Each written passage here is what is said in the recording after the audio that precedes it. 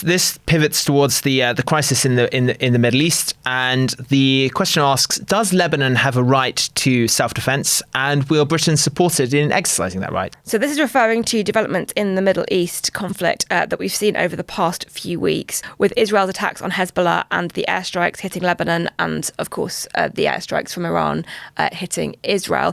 We've got a full episode on the Middle East crisis.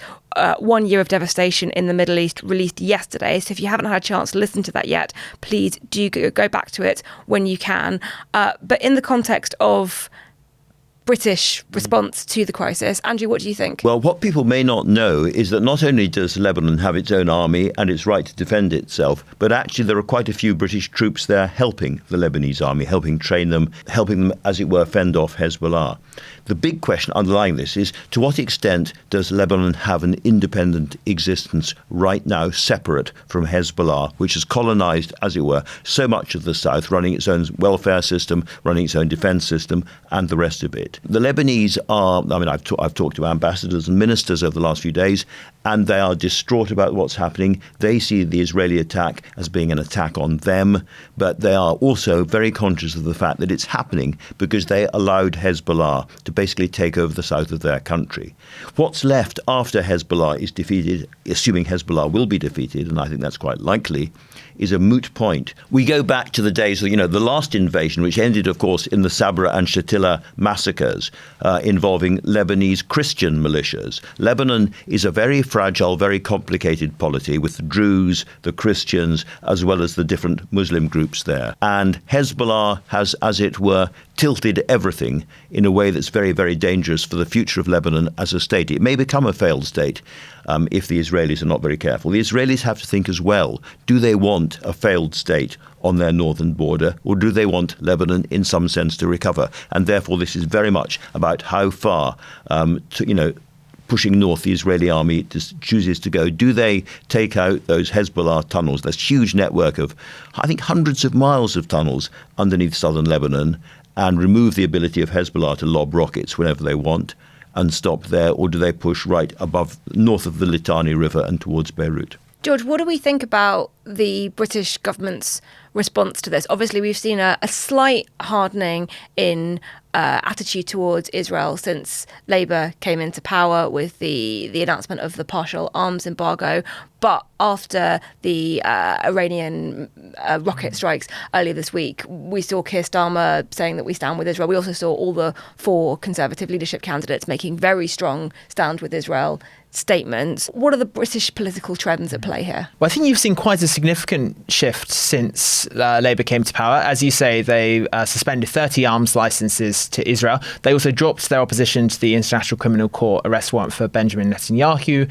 And they also restored funding to a UN agency, which some accused of being implicated in the 7th of October attacks. So the UK has gone from being one of Israel's most supportive European allies to being one of the more sceptical ones. But I think that shift has been incremental and quiet, because Labour is trying to pull off a real balancing act here, which is that David Lammy and Keir Starmer repeatedly say they're committed to international law, and therefore that they are prepared to be critical of the Israeli government.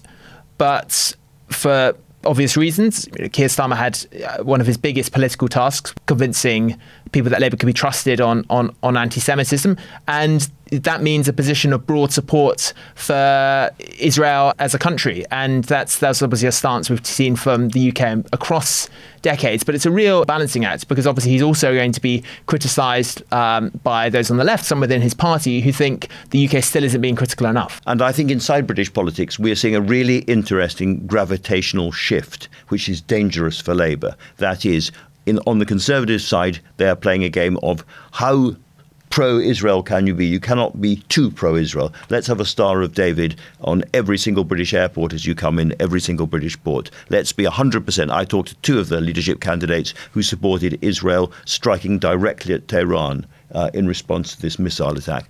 As the Conservatives become more and more and more pro-Israel, in a weird way, they sort of draw Starmer a little bit more onto their territory. Listening to him talking from Brussels about this, he is sounding almost like a Conservative on Israel. That is clearly much more dangerous for the Labour Party, the left of the political debate, than for the right. And I think he has to be really, really careful about his language. But George is absolutely right. This is an endless balancing act that will go on and on and on. Obviously, Gaza was a big issue for Labour during the election. 5 independent pro-Gaza MPs and Wes Streeting and Jess Phillips both coming dangerously close to losing their seats.